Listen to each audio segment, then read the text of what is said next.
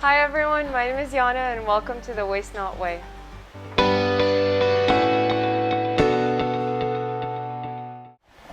The Waste Not Way.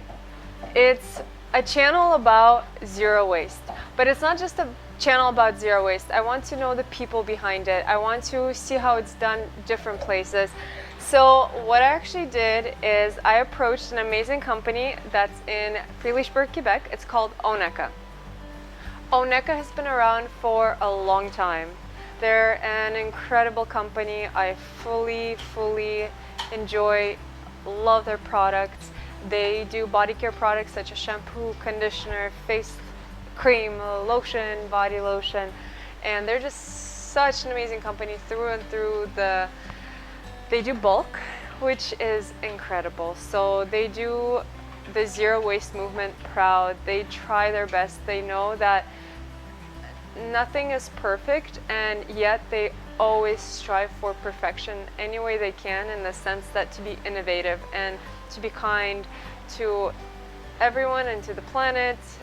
So Oneka is an amazing company, and I'll be going around stores and I'll be interviewing the stores on my trip. But it's really just to kind of get the community closer together, because it's such a strong, amazing, incredible community, but it's small. And in Canada, zero waste stores are pretty popular, but in the States, after doing some research, full zero waste stores are quite scarce. There are a lot in New York, Colorado, and California. So besides that, it's kind of here and there scattered. Here where I am, we have, and I live in a small town, we have one fully bulk grocery store and one fully bulk household items store, and then we have some stores that have started to do bulk as well, or they're co-ops that do packaging but have started to carry bulk items. So it's pretty popular here.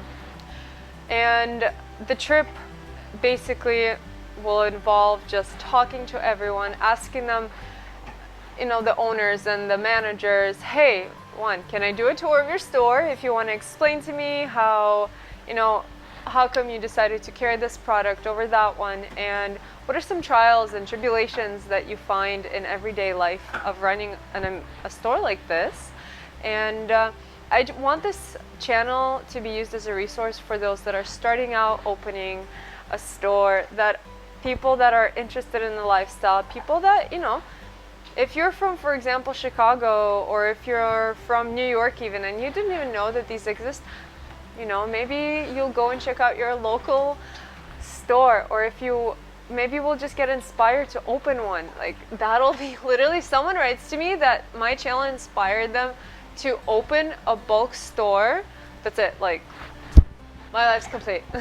I have a lot of more things too that I want to do, but it'll be amazing. It'll be so good, and I'll be so proud of you. And if you're just watching this channel just to watch it for information, I hope I'm happy with that. And that's also extremely important, because maybe next time it'll be a different decision at the grocery store to not take a plastic bag, for example. Like, that's already a big plus, and like, literally go you, like, amazing. Just even that's perfect. Thank you. So I'll be posting videos often on regular basis, but I'll be posting regularly about products, and for example, just the traveling process of also being a zero waste traveler, and what I can find and what compromises I have to make. I'm positive that I will have to make compromises, especially in certain places that are more rural, and that's okay. Can't all be perfect, and I will also prepare, and I'll let you know how I prepare. So what I brought to prepare, for example, knowing I'll be in a rural area, and how I could have prepared better as well. So if you're traveling and you're a zero waste traveler, stay tuned. You might find something out, and also share with me what you know. That's also amazing. I am going on this trip just out of love for travel and connecting with people and changing the world. So if you want to let me know of a cool tip, please, I would love that.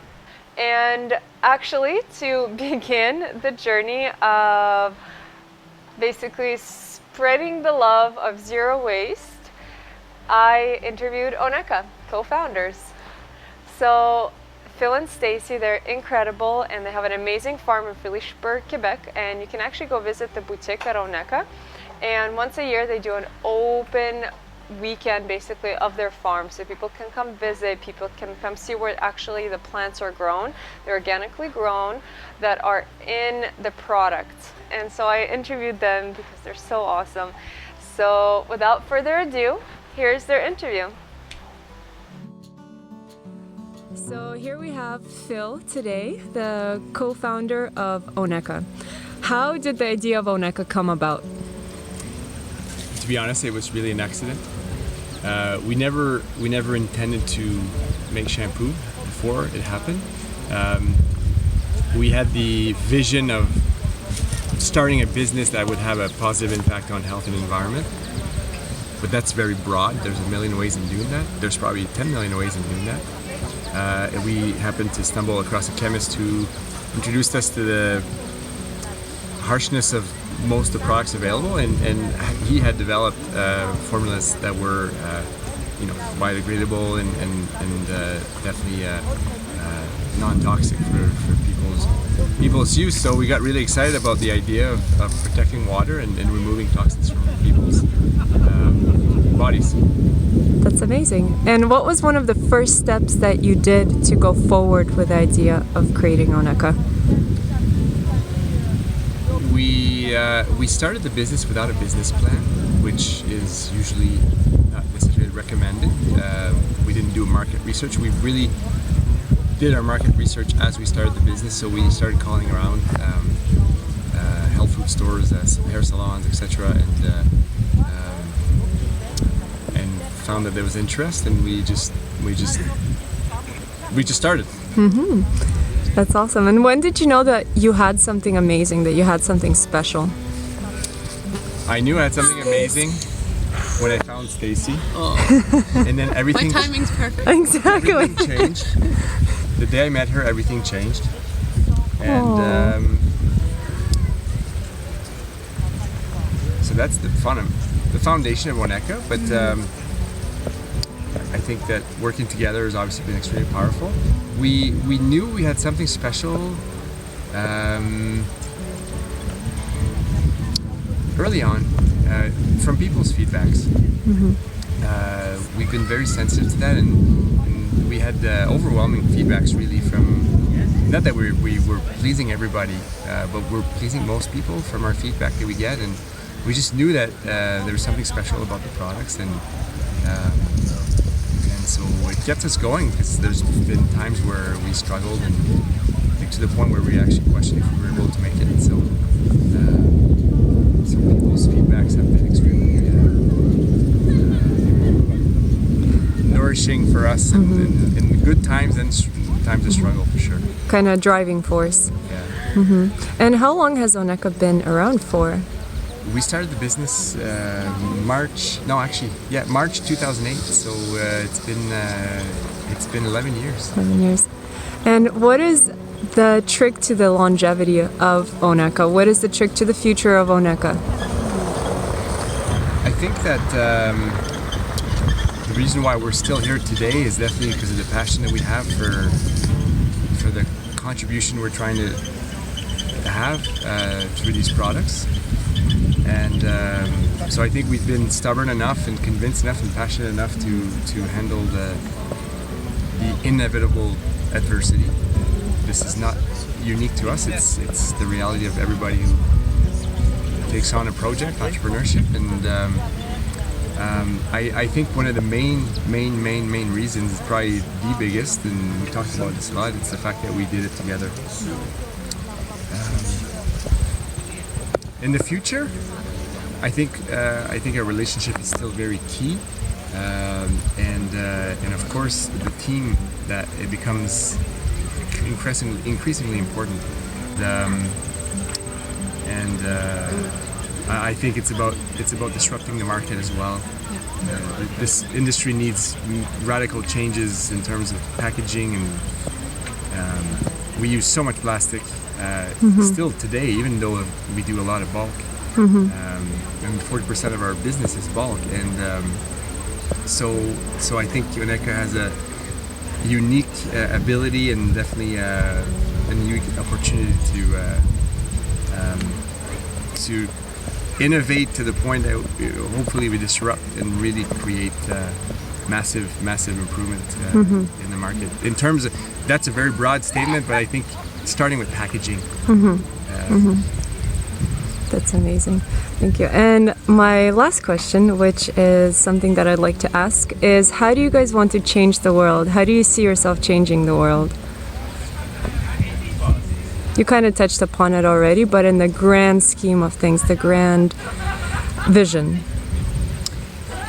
I'd love to hear Stacey on that. What I'm feeling very strongly is that let's do this. Okay.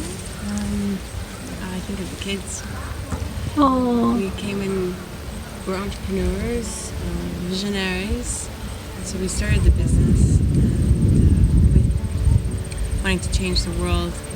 And now that our family has grown and we have kids, and there's so much happening in the world right now on so many different levels, farming, wildlife, forest.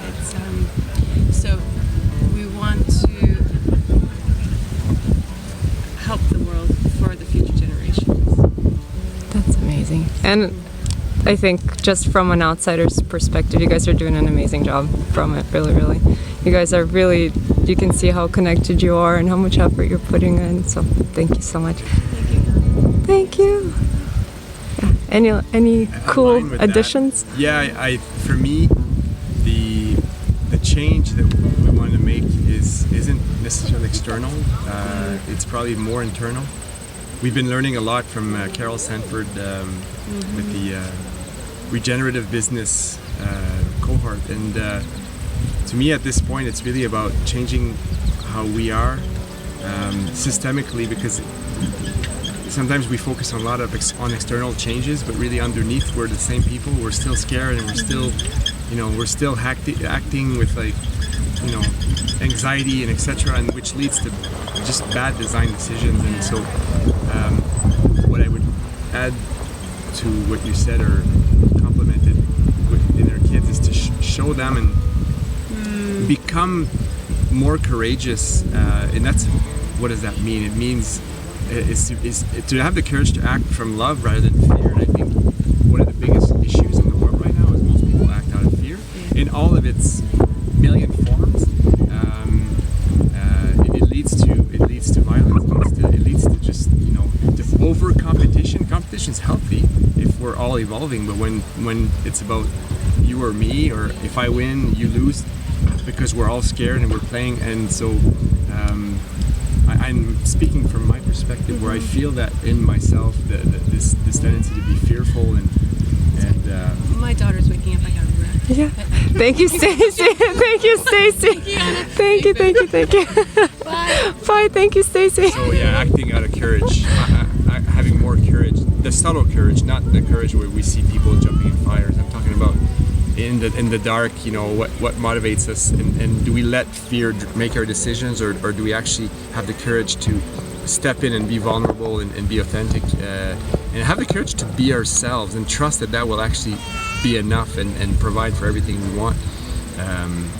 That's what courage means to me right now, and that's what I think is key for the change we want to have. Mm-hmm. That's a really, really powerful message, and I think you definitely summed things up that not only reflect what's going on here at Oneka, but worldwide, which is amazing. So thank you so much, Phil. Thank you for your time. And this is the beautiful farm at Oneka. Bye, Phil. Bye, thank you.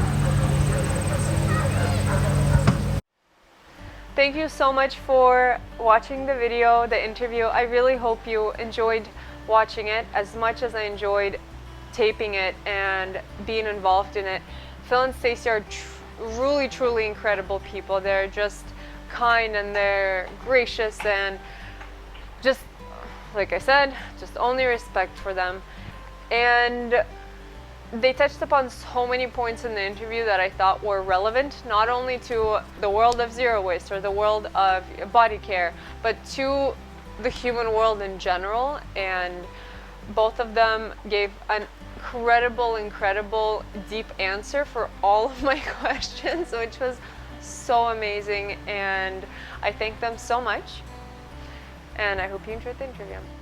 So I actually have an interview already prepared for next week. I just need to finish editing it, but it'll be an interview with a little store in Lennoxville, Quebec.